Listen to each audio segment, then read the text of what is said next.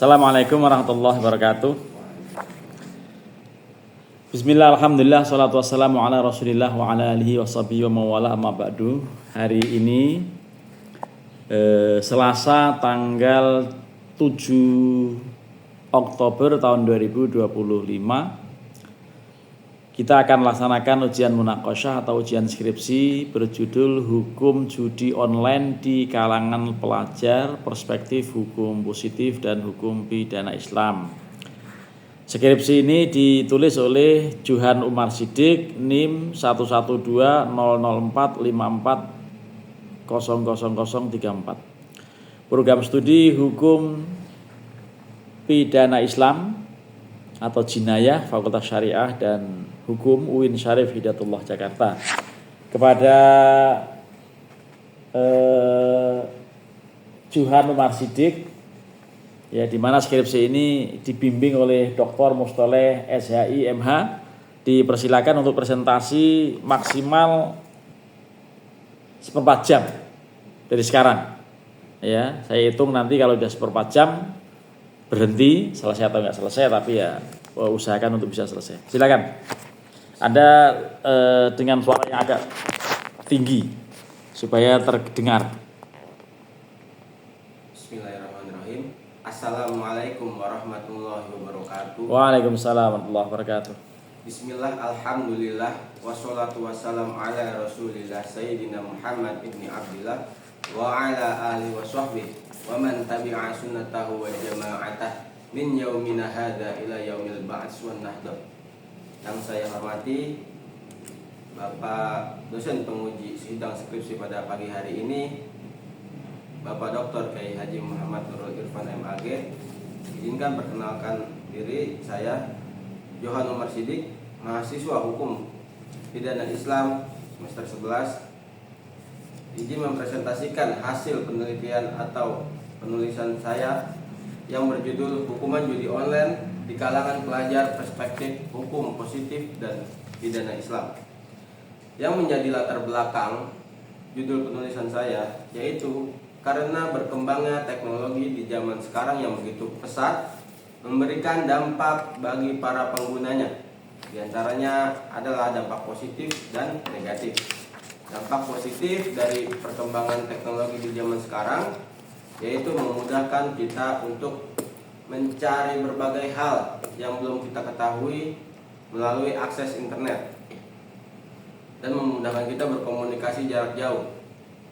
Kemudian dampak negatifnya ya salah satunya berupa judi online. Dari data Kominfo tahun 2024, sebanyak 2 juta pengguna akun judi online telah diblokir, yang mana kebanyakan dari 2 juta tersebut merupakan anak-anak atau pelajar yang masih di bawah umur. Judi online ini tidak hanya diakses oleh orang yang telah berkecukupan secara finansial maupun moralnya, tetapi banyak juga yang secara finansial dan moralitasnya juga belum cukup. Banyak sekali yang mengakses judi online. Dalam kasus terbaru yang belum lama ini yaitu anak sekolah SMA di Jakarta terlibat kasus judi online yang mana merugikan banyak sekali pihak, baik dari teman-temannya bahkan orang tuanya sendiri. Ia meminjam uang teman-temannya dan memakai uang SPP-nya untuk melakukan judi online. Akibatnya ia pun dikeluarkan dari sekolah.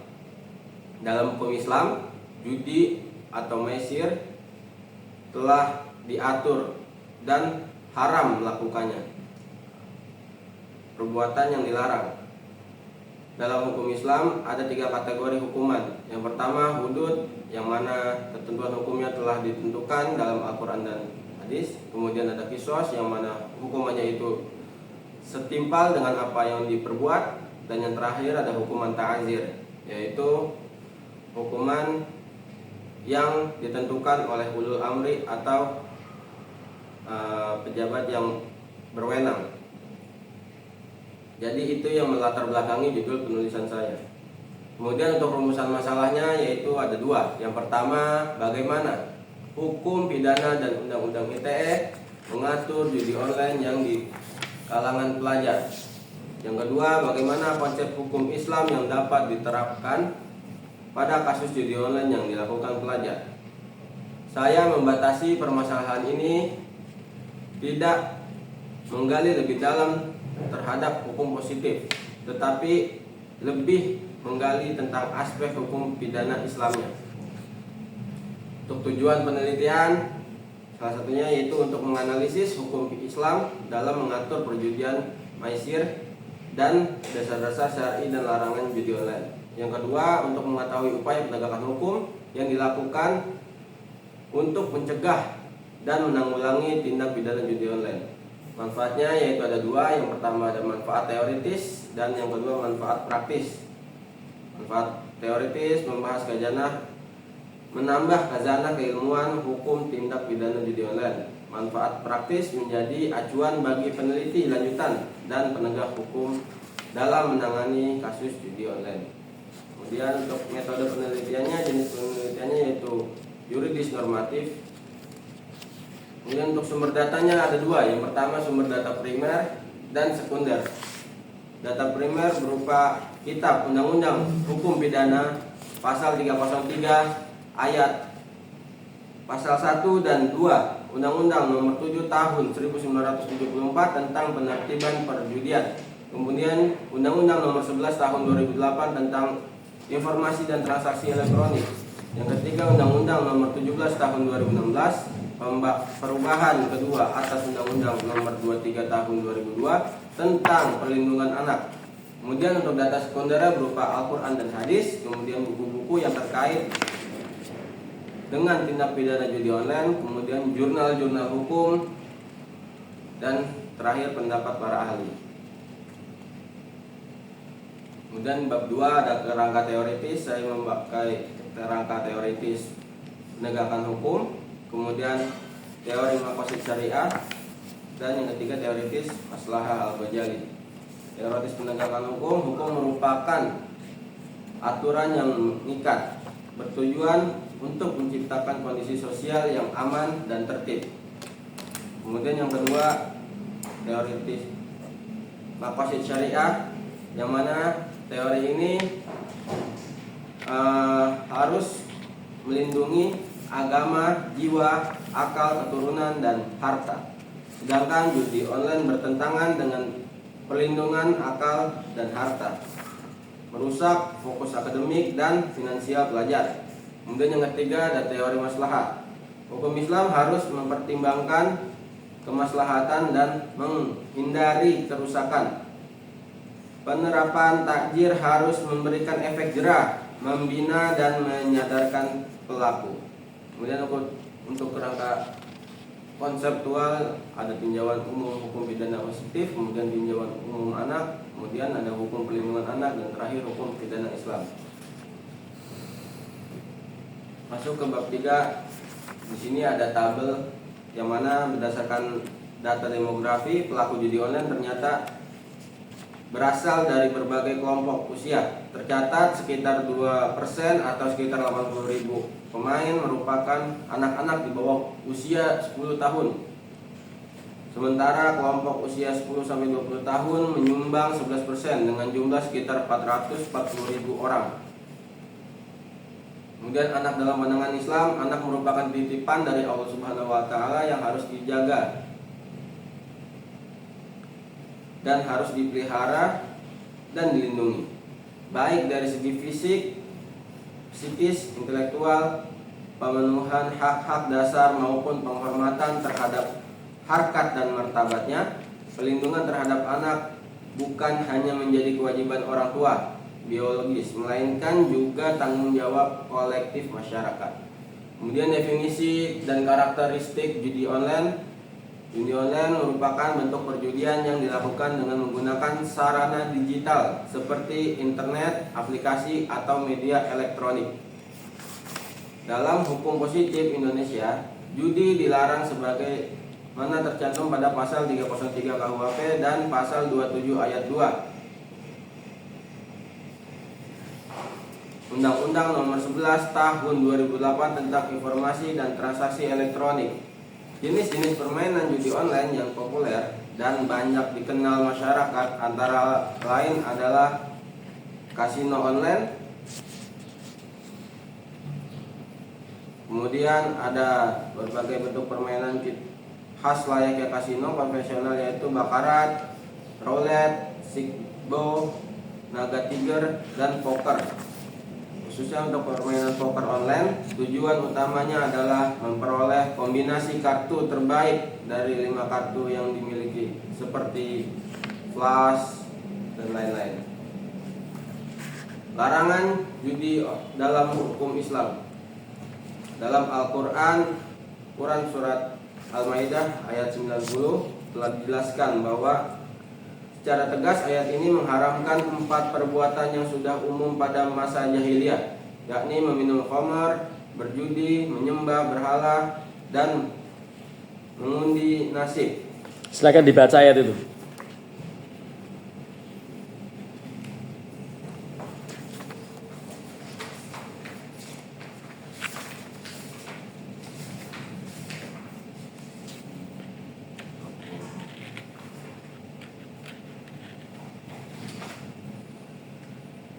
A'udzubillahi minasyaitonirrajim. Ya ayyuhalladzina amanu innamal khamru wal maisiru wal ansabu wal ajlamu rijsum min amali syaitani fajtanibuhu la'allakum tuflihun. Kemudian dalam Quran surat Al-Baqarah ayat 219 telah menjelaskan bahwa walaupun mengandung manfaat seperti hiburan, ketentuan, keuntungan instan dan keuntungan bagi pelaku bisnis judi, namun dosa dan dampak negatifnya jauh lebih besar. Perlu dibaca juga. Ya usah dibaca kalimatnya tuh. Dan dalam, coba kalimatnya tadi dalam skripsi di halaman berapa itu? Dalam surat Al-Baqarah, dalam surat Al-Baqarah ayat 219 yang artinya, mereka bertanya kepadamu tentang khamar dan judi, katakanlah pada keduanya terdapat dosa besar dan beberapa manfaat bagi manusia, tetapi dosa keduanya lebih besar dari manfaatnya. Quran surat Al-Baqarah ayat 219. Kemudian klasifikasi hukuman dalam hukum pidana Islam, yaitu dalam hukum pidana Islam ada 3 klasifikasi, yaitu ada jarimah hudud, bentuk pelanggaran yang telah ditentukan sanksinya secara tegas oleh syariat yang berkaitan dengan hak Allah Subhanahu wa taala maupun hak sesama manusia. Kemudian ada jarimah qisas, tindak pidana dalam hukum Islam yang sanksinya ditetapkan setimpal dengan perbuatan yang dilakukan. Kemudian yang terakhir ada jarimah ta'zir, bentuk pelanggaran atau tindak pidana yang tidak termasuk dalam kategori hudud maupun qisas diyat. Ya, waktu 2 menit lagi ya. Kemudian di bab 4, hukum Islam yang dapat diterapkan pada kasus judi online yang dilakukan pelajar. Sini ada 3 kategori, ada hukuman pokok, itu bisa berupa penjara, denda, teguran keras, penyitaan hasil perjudian, pengasingan sosial, atau pembinaan moral. Kemudian ada kedua, hukuman pengganti, itu berupa denda besar, pembinaan wajib di lembaga pendidikan Islam. Dan yang ketiga, hukuman pelengkap, yaitu berupa penyitaan perangkat, pemblokiran akses internet, wajib mengikuti pelatihan digital. Kemudian penerapan hukuman tajir dalam judi online. Ada beberapa bentuk tajir yang dapat diterapkan pada pelajar sebagai pelaku judi online. Bisa meliputi peringatan lisan atau tertulis. Kemudian kedua, pemanggilan orang tua. Yang ketiga, kegiatan pembinaan di pesantren atau lembaga pendidikan Islam. Dan yang keempat, kewajiban mengikuti kajian agama dalam jangka waktu tertentu. Kemudian di bab 5-nya mengenai kesimpulan dalam hukum positif judi online diatur dalam KUHP pasal 303 dan Undang-Undang ITE Informasi dan Transaksi Elektronik pasal 27 ayat 2 mengenai penanganan pelajar yang menggunakan harus menggunakan Undang-Undang SPPA, Sistem Peradilan Pidana Anak. Hukumannya harus menekankan kepada rehabilitasi dan keadilan restoratif karena masa seorang anak masih panjang dan secara emosional dan moralitasnya masih belum terbentuk, sehingga harus melakukan keadilan restoratif yang bersifat rehabilitasi. Kemudian untuk hukuman Islamnya, judi termasuk perbuatan haram, termasuk ke dalam jarima takjir. Hukuman takjir bersifat mendidik, mencegah, dan memperbaiki akhlak seperti teguran, nasihat, rehabilitas, dan pembinaan moral. Untuk saran pemerintah, tingkatkan pengawasan situs judi online, sediakan edukasi digital dan literasi hukum di sekolah. Saran untuk aparat penegak hukum, mengedepankan diversi dan keadilan restoratif, tingkatkan pelatihan penanganan kasus judi online. Kemudian saran untuk lembaga pendidikan dan orang tua, memberikan pendidikan karakter, pengawasan internet, dan masukkan materi bahaya judi online dalam kurikulum. Kemudian untuk masyarakat, menciptakan lingkungan sehat dan religius untuk menjauhkan anak dari perilaku menyimpang. Mungkin itu saja yang bisa saya sampaikan. Wassalamualaikum warahmatullahi wabarakatuh. Waalaikumsalam warahmatullahi wabarakatuh. Baik, ya, waktu masih cukup ya, maksudnya untuk saya gunakan mendalami, tapi tadi di menit 16,30 Anda berhenti presentasi, berarti relatif tepat, lebih 1 menit saja. Hal-hal teknis silakan nanti skripsi yang sudah saya koreksi ini diperbaiki. Contohnya halaman kedua dari judul. Ya. Anda buka skripsi aja. Ya, halaman kedua yang lembar pengesahan itu. Ya, coba kamu baca oleh gitu ya. Itu kan skripsi oleh. Enggak usah repot-repot, ini lembar kedua aja. Lembar kedua, halaman judul. Ya. Halaman judul. Anda tahu antara di yang harus disambung dan yang dipisah? Kapan di muttasil, kapan di mungfasil. Ya, tahu kan? Nah, di situ masih ada yang salah pada halaman depan ini yang ditandatangani oleh pembimbing Dr. Mustareh Siraj gitu. Itu ada kata apa yang salah itu? Di kalangan. Setelah itu, kata-kata di bawah. Anda lihat nggak di bawah? Diajukan. Coba kata di bawah. Diajukan, baca terus. Diajukan kepada Fakultas Syariah dan Hukum. Terus.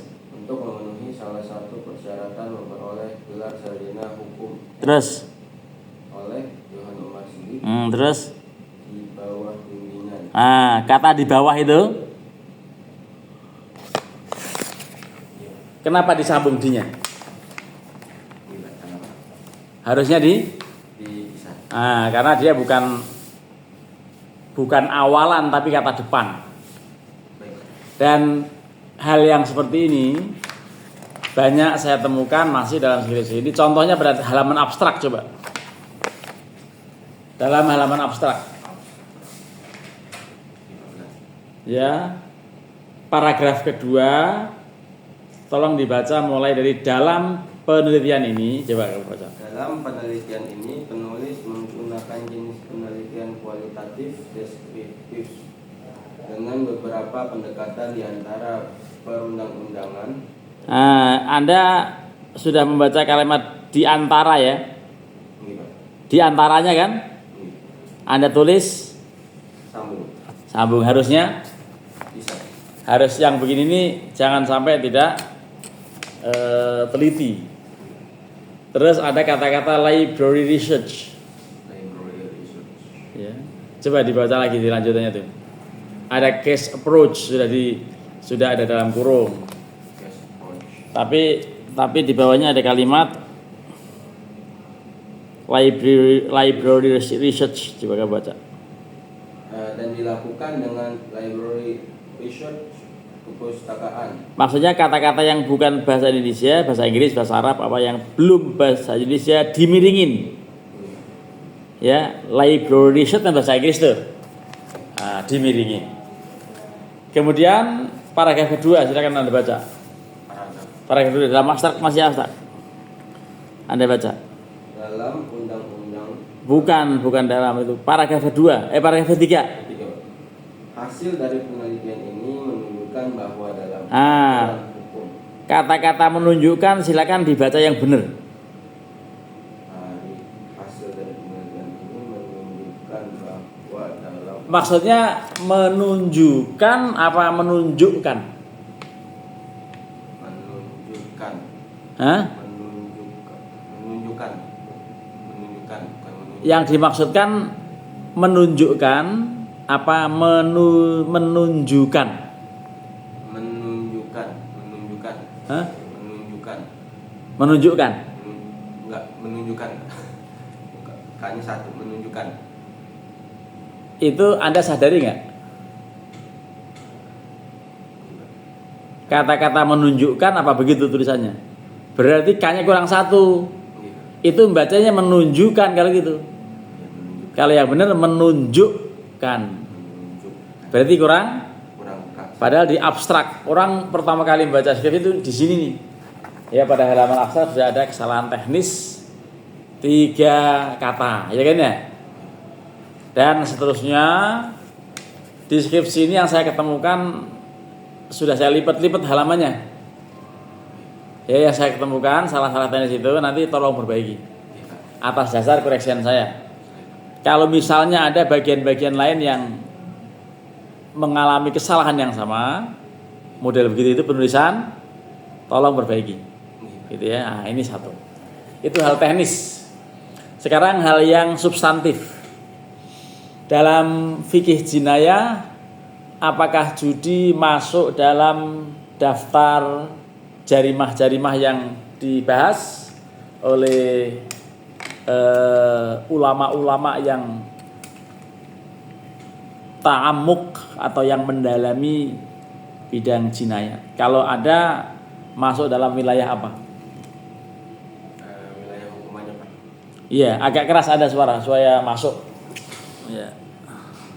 Kalau judi online termasuk perbuatan yang sanksinya dalam hukum pidana Islam berupa jarimah takjir, yang mana ketentuan hukumannya itu diatur oleh ulul amri atau pemerintah yang berwenang. Oke. Kalau demikian, kisos ada 2 macam, hudud ada 7 macam, lalu ta'zir tidak terbatas. Silakan Anda ungkapkan itu. Yang kisos 2 macam itu apa, yang 7 macam ta'zir itu apa, 7 macam hudud itu apa, itu untuk menjadi hafalan Anda karena Anda ini mahasiswa HPI. Nah, tanpa harus melihat kerpean, jadi harus ada apal itu. Kisos 2 macam, syukur-syukur ayatnya. Kisos 2 macam, hudud 7 macam. Kalau ta'zir karena banyak sekali gak usah dihafalin. Ayat-ayatnya kan gak ada juga. Tapi kalau yang 2 kisos, 7 hudud itu wajib dikuasai betul oleh mahasiswa lulusan hukum pidana Islam. Apalagi UIN Jakarta itu kan keren. Nah silakan. Kalau nggak hafal ayat ya, yang penting sebutin item-itemnya. Ini substantif dan inti, mirip-mirip tema ujian kompre. Harusnya di luar kepala aja itu, nggak usah pakai sibuk nyarinya. Nah, jadi ini jangan sampai tidak. Kenapa? Karena Anda ini lulus dari Fakultas Syariah dan Hukum UIN Syarif Hidayatullah dengan konsentrasi atau program studi Hukum Pidana Islam. Gitu kan ya? Nah, kalau begitu, kalau nggak hafal berarti Anda tidak senang dengan Hukum Pidana Islam. Apa perlu kita usulkan ke rektor untuk dibubarkan saja gitu? Enggak juga kan? Nah, berarti Anda terlupakan sesuatu yang substantif dalam Hukum Pidana Islam. Baik. Tapi judi itu bahasa Arabnya apa? Maisir. Maisir. Dalam bahasa yang lain? Bahasa yang lain selain maisir, kalau Al-Quran maisir, yas'alunaka 'anil khamri wal maisir ya. Tapi dalam bahasa Arab selain maisir apa judi itu? Nah, harusnya Anda akan dari pesantren ya. Tadi salamnya ada wallahul muwaffiq. Jadi harusnya tahu istilah lain, yaitu qimarun, pakai qaf, qimarun ya. Qimar itu adalah judi gitu ya. Itu nanti hal-hal yang substantif untuk jangan sampai terlupakan oleh Anda. Dan Anda pernah kuliah dengan saya, kitab sucinya juga sudah pernah dianjurkan. Apakah Anda kenal buku saya? At-Tashrif Al-Hidayah. Itu bukan buku saya, itu buku tokoh besar dari Mesir. Siapa tokoh besar dari Mesir yang menulis At-Tashri'ul Jinaiyu Al-Islamiyu Muqaranan bil Qanunil Wad'i? Siapa namanya? Lupa. Padahal itu kitab suci hukum pidana Islam. Kalau lupa, buku yang pernah saya tulis kaitan dengan hukum pidana Islam apa judulnya? Lupa lagi karena Anda ternyata tidak pernah menggubris buku-buku saya yang saya tulis. Walaupun Anda kenal saya bahkan di lembaga lain, di tempat lain Anda kenal saya, tapi nggak kenal bukunya lah. Termasuk juga tidak mengutip buku saya. Harusnya dikutip dalam skripsi ini. Kan buku-buku saya hukum pidana Islam. Bahkan insya Allah saya nanti menjadi guru besar hukum pidana Islam. Nah, itu berarti Anda nanti termasuk coba amati pada halaman skripsi Anda 42. Nah, ya. Pada 42 ini Anda mengutip-ngutip dalam ini, di dalam footnote ada Wahbah Zuhaili, ada Ibrahim Anis, ada ya dua kitab itu. Apakah Anda kenal kitab itu?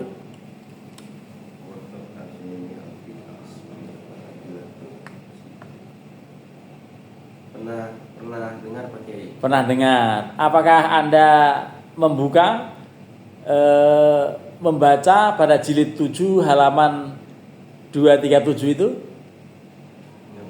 Nah, jadi ini berarti saya curiga ngambilnya dari buku saya atau buku siapa nggak ngerti, tapi kalimat-kalimatnya saya kenal gitu. Kemungkinan dari buku saya, tapi kalau ditanya tadi di awal buku saya judulnya nggak ngerti ya berarti dari buku lain. Tapi inilah ya, jadi skripsi sekarang ini anak-anak pada ngutip-ngutip banyak padahal nggak membaca sendiri. Zaman saya ujian, ini buku yang dikutip di sini saya bawa itu bukunya itu. Buku yang ini misalnya Wahbah Zuhaili, Al-Fiqhul Islami wa Adilatuhu, Ibrahim Anis, Fiqhul Islami, Al-Mu'jamul Wasit. Itu saya bawa itu bukunya itu dalam zaman ujian skripsi. Jadi ini kalau tidak hanya semacam nakut-nakutin pembimbing saja, nakut-nakutin pembaca saja. Ya, Anda nggak kenal buku-buku ditulis banyak-banyak, kayaknya membaca buku, padahal enggak. Nah, ini bagian dari yang bid'ah dolalah, gitu kan? Nah, iya, mengada-ada, tapi menyesatkan karena apa? Yang Anda nggak baca bukunya nggak ngerti kan?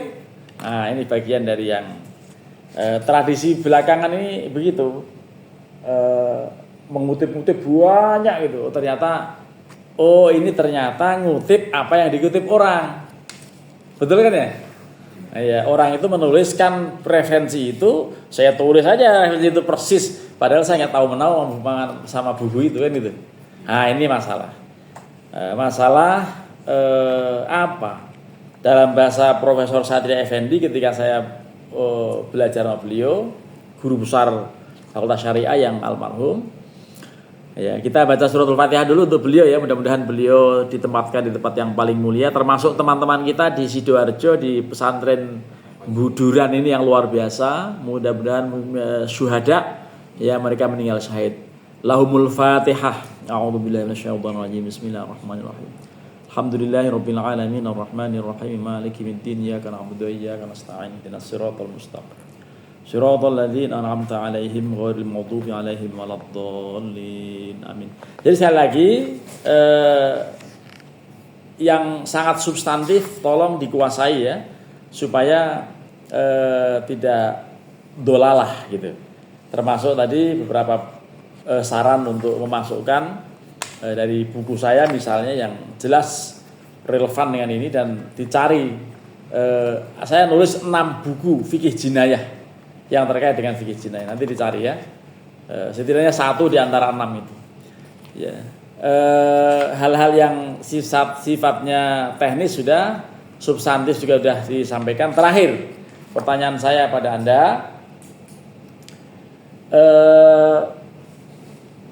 mengapa judi hanya masuk takzir, tidak masuk ke hudud atau kisos?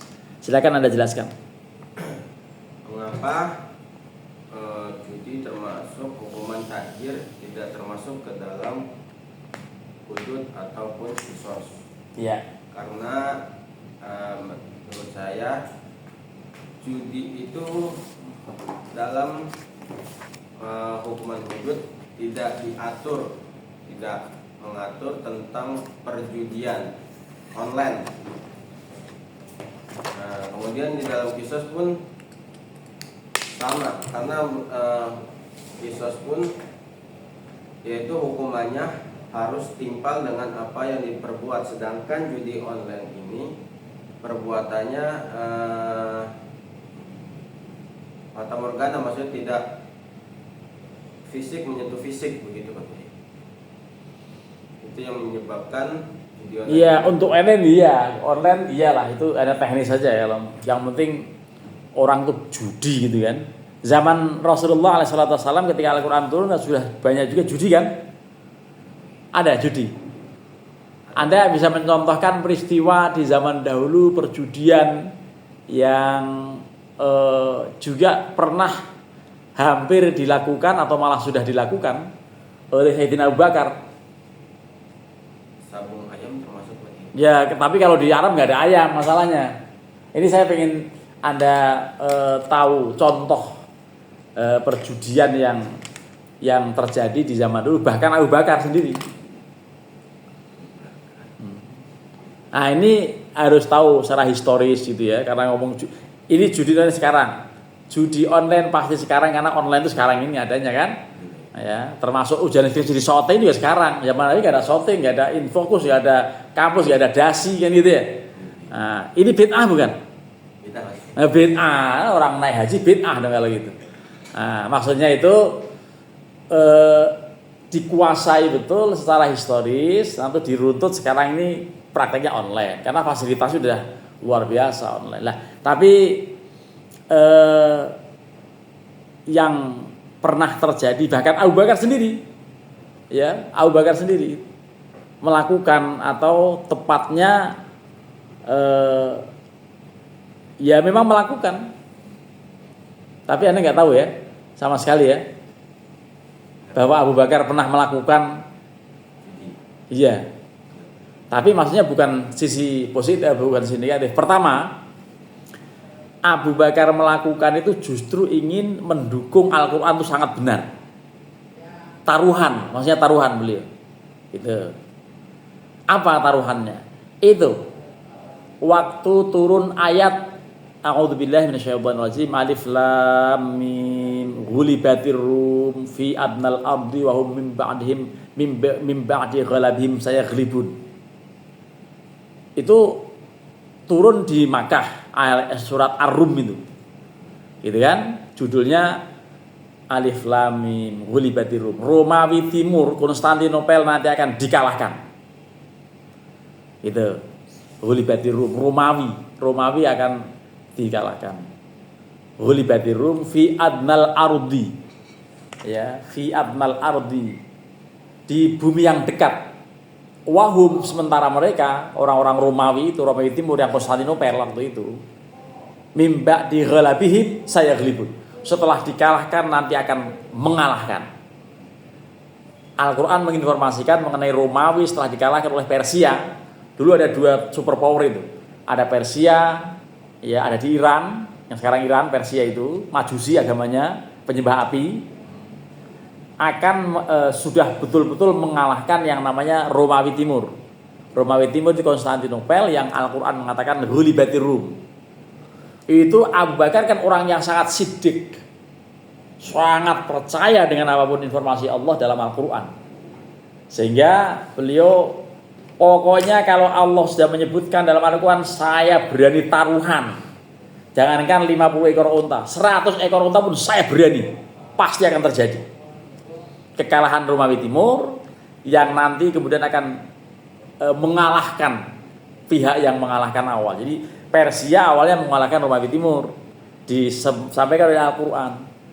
Ya, wahum mim ba'di ghalabim saya ghalibun. Mereka setelah kalah ini akan memenangkan kembali. Nah, ini karena informasi Al-Quran seperti itu, Abu Bakar sangat yakin. Walaupun ditunggu setahun, 2 tahun, 3 tahun, 4 tahun, sampai hampir 7 tahun baru terbukti. Itu waktu itu Abu Bakar sudah yakin. Pokoknya pasti akan terjadi, kalau mau taruhan sama saya ayo. Ya, Abu Bakar itu menantang. Karena apa, waktu itu belum dilarang perjudian. Gitu. Kalau sekarang taruhan bola mana Brazil apa Jerman yang menang, kalau menang dapat motor, kalau kalah kehilangan motor, itu judi begitu. Dan nanti Anda harus tahu, kalau musabaqah atau kitab, nanti dalam kitab-kitab fikih disebut kitabus sabaq war ramyi. Ya, kitabur ramyi was sabaq, nanti dibuka itu. Ini harusnya ada dalam kajian ini, kajian teori ini. Nanti sampai ada istilah kalau ada 2 orang, ya, ada 2 orang yang ngetrek sama-sama pakai Vespa butut, gitu. Tahunnya sama, medannya sama, ngetrek. Yang satu membawa katakan iuran 5 juta, yang satu membawa 5 juta, A dan B. Ngetrek. Kalau A kalah, B kehilangan 5 juta dan A mendapat 10 juta. Betul? Atau sebaliknya, kalau B kalah gitu, akan kehilangan 5 juta dan yang A akan kehilangan 5 juta dan dia akan memperoleh 10 juta. Pokoknya begitu. Itu tetap judi namanya. Taruhan gitu itu. Lah supaya tidak judi, hadirkan muhalil. Gitu. Ini nanti harus perlu dijelaskan itu. Dan kamu harusnya mengutip itu skripsi ini mengenai itu. Ada dalam kitab Sabaq war Ramyi. Dalam kitab Al-Masbu', dalam kitab Rawdu, kitab-kitab besar ini buka. Ya, tapi buka karena nggak ngerti artinya ya. Nah, masalah itu. Jadi itu nanti supaya tidak judi, maka datanglah pihak ketiga. Sama-sama membawa pesta butut, ya C masuk, membawa pesta butut, tahun yang sama, medan yang sama, tapi yang C ini tidak ikut iuran. Gitu. Seandainya C menang, dia akan mendapat 10 juta, A dan B kehilangan 5 juta. Seandainya yang C menang, itu sudah menjadi halal ini, yang A dan B ini. Dengan adanya penyela atau adanya muhalil. Ini muhalil yang terpuji dalam soal qimar, dalam soal musabaqah, kitabus sabaq. Ya. Tetapi seandainya yang menang A pun dengan adanya C hadir, dia mendapatkan 5 juta, dia mendapatkan 10 juta, yang B kehilangan 5 juta, yang C gak kehilangan apa-apa, tetap menjadi halal. Artinya ada perlu muhalil. Ini Anda juga harus paham soal itu. Gitu ya. Jadi ngomong-ngomong judi online, jangan yang online saja, yang bukan online juga harus kuasai. Karena online kan sarana saja. Gitu ya. Oke, apapun diucapkan selamat. Sudah 39 menit kita ujian. Mudah-mudahan kalian atau Anda siapa Johan Umar Sidik menjadi sarjana yang unggul, ya. Dan jangan puas dengan S1, lanjutkan S2, syukur-syukur S3. Sekali belajar tetap belajar, karena utlubul ilma minal mahdi ilal lahdi, gitu ya. Sekali lagi ucapan selamat kepada saudara Johan Umar Sidik. Ya, doa saya mudah-mudahan Anda menjadi orang yang sukses ya dunia akhirat. Wallahul muwaffiq ila aqwamit thoriq. Assalamualaikum warahmatullahi wabarakatuh.